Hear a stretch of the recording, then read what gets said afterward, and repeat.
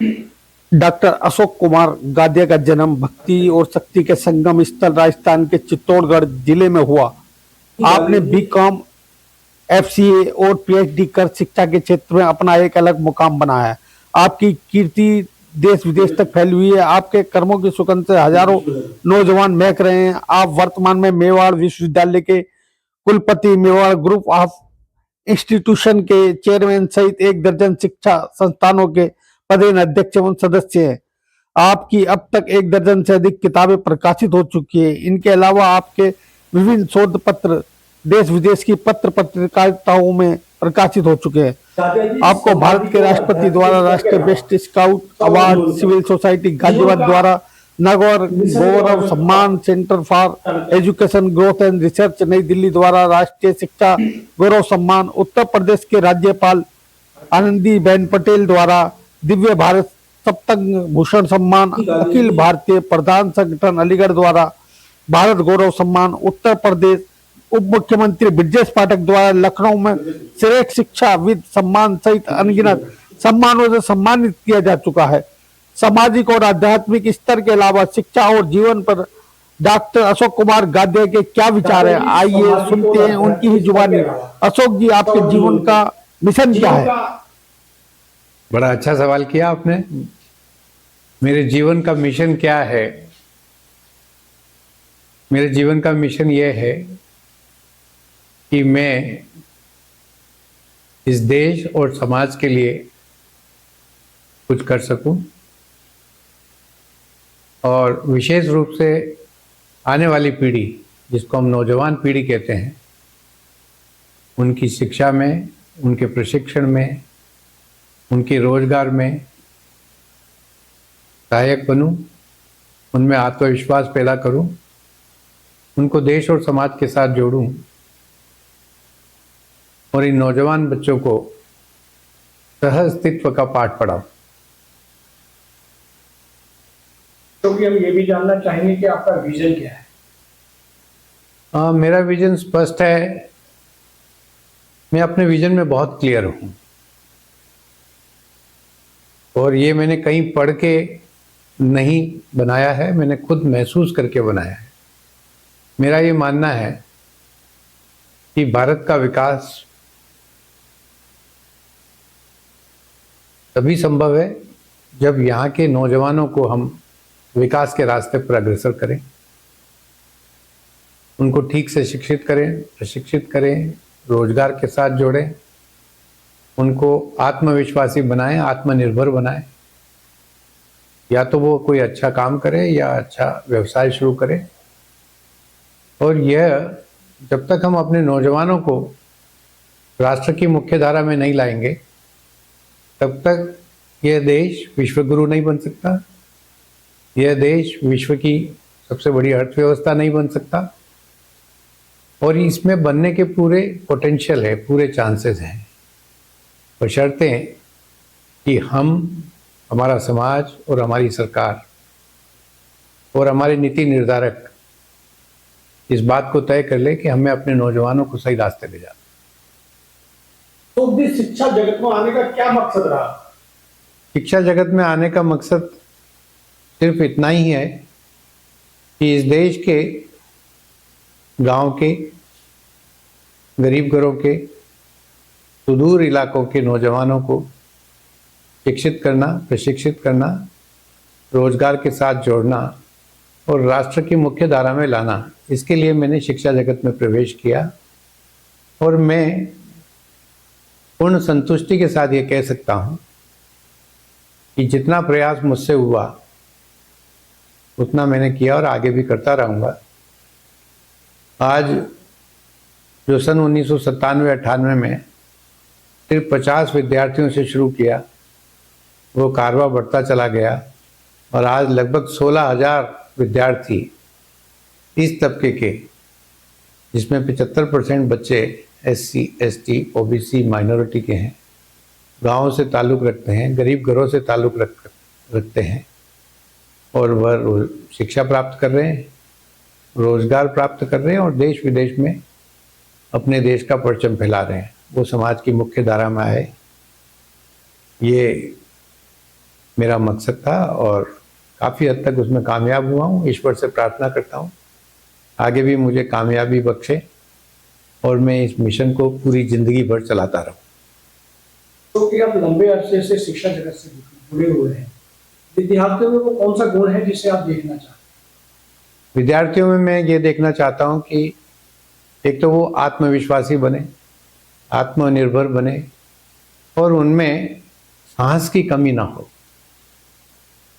उनमें उत्साह हो और वह अपने देश और समाज के साथ जुड़े, अपने महापुरुषों के साथ जुड़े, अपने माता पिता, अपने गुरुजनों का आदर करना सीखे।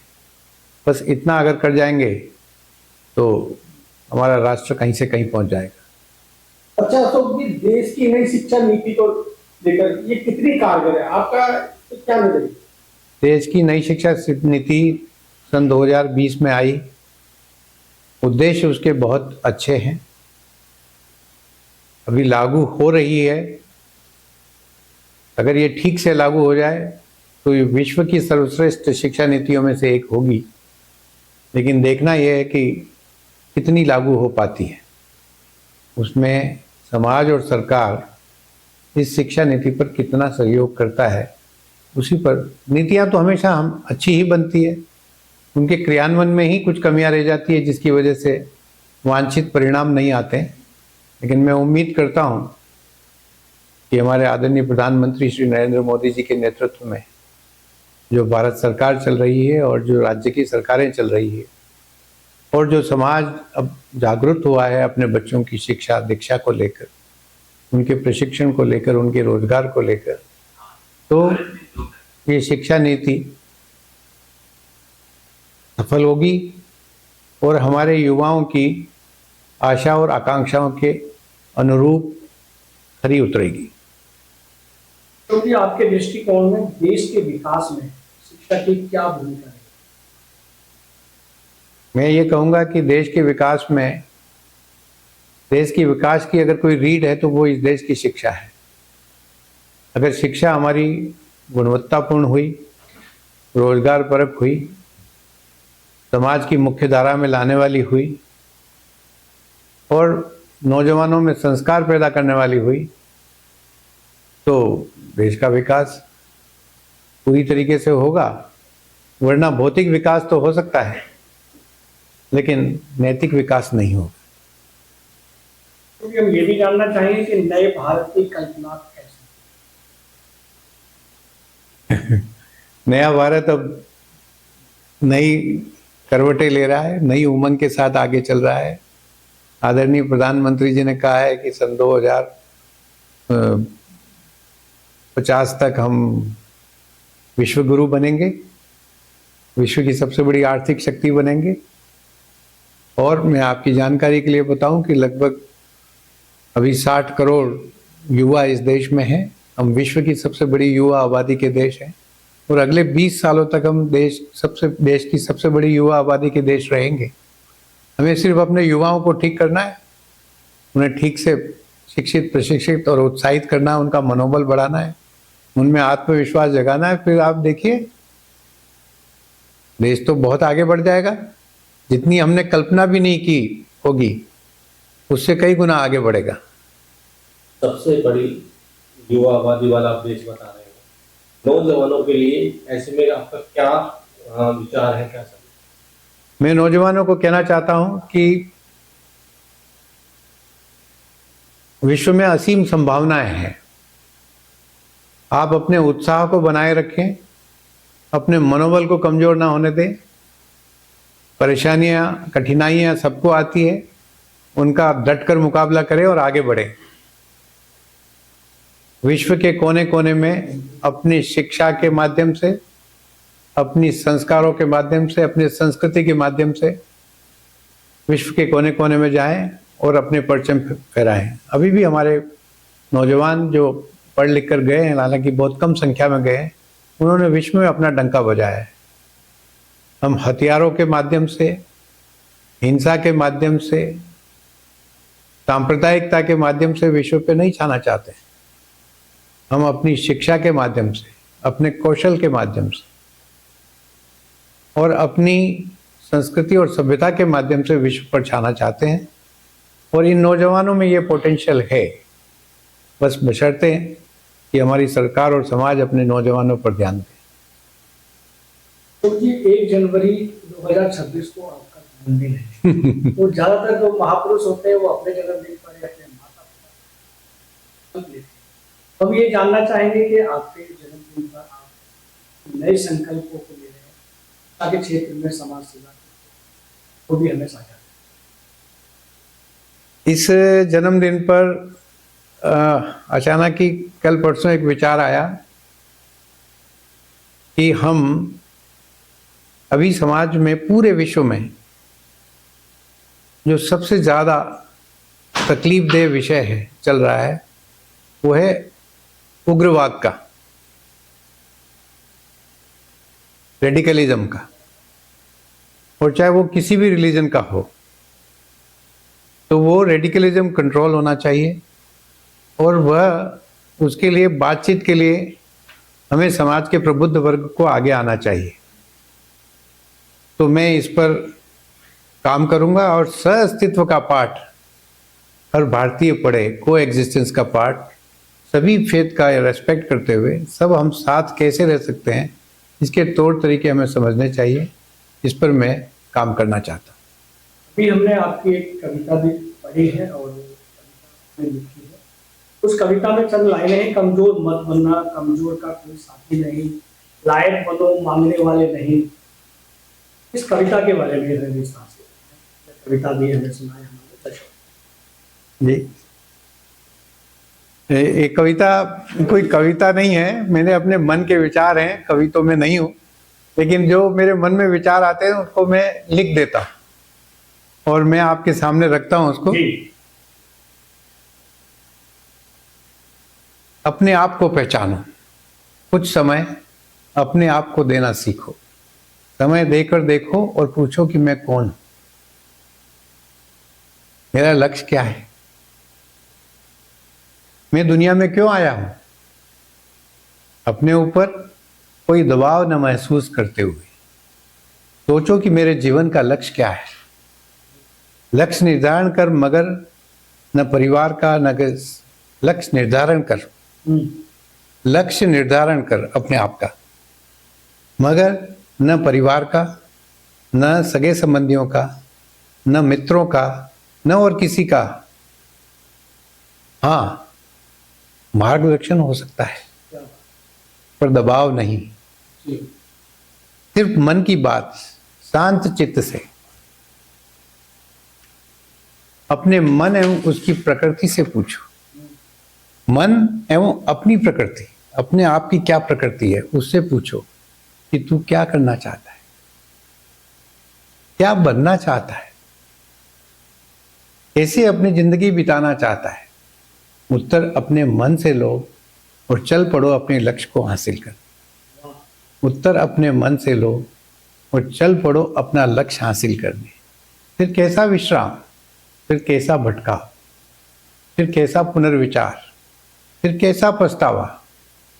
फिर तो सिर्फ लक्ष्य हासिल करने की यात्रा एवं संघर्ष, बस यही जिंदगी है। कोई दुख नहीं, तकलीफ भी नहीं, निराशा तो बिल्कुल नहीं, थकावट नहीं, हर रोज नई चुनौती, हर रोज नई बाधाएं और हर रोज उनका निवारण। बस यही जिंदगी। बीच में कई पड़ाव, अपनी सामाजिक जिम्मेदारियों को कुशलतापूर्वक निभाते हुए अपने लक्ष्य की ओर आगे बढ़ना और बढ़ते ही जाना। बस यही जिंदगी। अपना मूल्य समझो और विश्वास करो कि तुम संसार के सबसे महत्वपूर्ण व्यक्ति हो। अपनी आंतरिक शक्तियों को पहचानो, संसार तुम्हें पहचानेगा। यह मत भूलो कि प्रत्येक भव्य इमारत पहले एक सिर्फ ब्लूप्रिंट थी। आज आप कहाँ हैं ये महत्व नहीं रखता, बल्कि आप कहाँ पहुंचना चाहते हैं ये महत्व रखता है। संसार में अपने पंख फैलाना सीखो। दूसरों को पंखों के सहारे कब तक उड़ोगे। कमजोर मत बनना, कमजोर का कोई साथी नहीं। लायक बनो, मांगने वाले नहीं। जहां लोग शक करते हैं वहां विश्वास कीजिए। जहां लोग शक करते हैं वहां विश्वास कीजिए। जहां लोग कार्य नहीं करते वहां कार्य करिए। जहां लोग फिजूल खर्च करते हैं वहां बचत करिए। जहां लोग कार्य छोड़ देते हैं वहां कार्य पूरा करिए। कुछ अलग करने का साहस करें। अपनी तुलना केवल स्वयं से करें। अपनी तुलना स्वयं से करें, केवल स्वयं से करें। अपना लक्ष्य निर्धारित करते समय कभी भ्रमित नहीं होना चाहिए, क्योंकि आपका मुकाबला स्वयं से है। आपका मुकाबला किसी और से नहीं है, स्वयं से है। अपने आप को खुद पहचानो, अपनी ताकत को तुम जानो। ये है, तय है जीत तुम्हारी होगी, यह तुम जानो। बहुत सुंदर। एकदम अटल बिहारी वाजपेयी जी की तरह आपने भाव को प्रस्तुत किया। धन्यवाद आपका। मैं सुबह सुबह उठकर जो भी मन में विचार आता है उसको लिख लेता हूँ और फिर उसको लिपिबद्ध कर लेता हूँ और वही छप जाता है। बहुत शुभकामनाएं। बहुत बहुत धन्यवाद आपका। हम सब लोग प्रयास करें कि हम अपने नौजवानों को इस देश के लिए तैयार करें, समाज के लिए तैयार करें। वो अपने माँ बाप, अपने टीचर्स, अपने संस्थानों का नाम ऊंचा करें। जीवन में अगर हमें कुछ छोड़ के जाना है तो अच्छी चीज़ें इन नौजवानों के लिए छोड़ के जाइए। और मेरा तो जीवन का यही लक्ष्य है और ईश्वर से यही प्रार्थना है कि जब तक जान है तब मैं इन गरीब नौजवानों के बीच में काम करता रहूं। ताजा तरीन खबरों के लिए हमें सब्सक्राइब करें और हमारे बेल आइकन को प्रेस करना ना भूलें।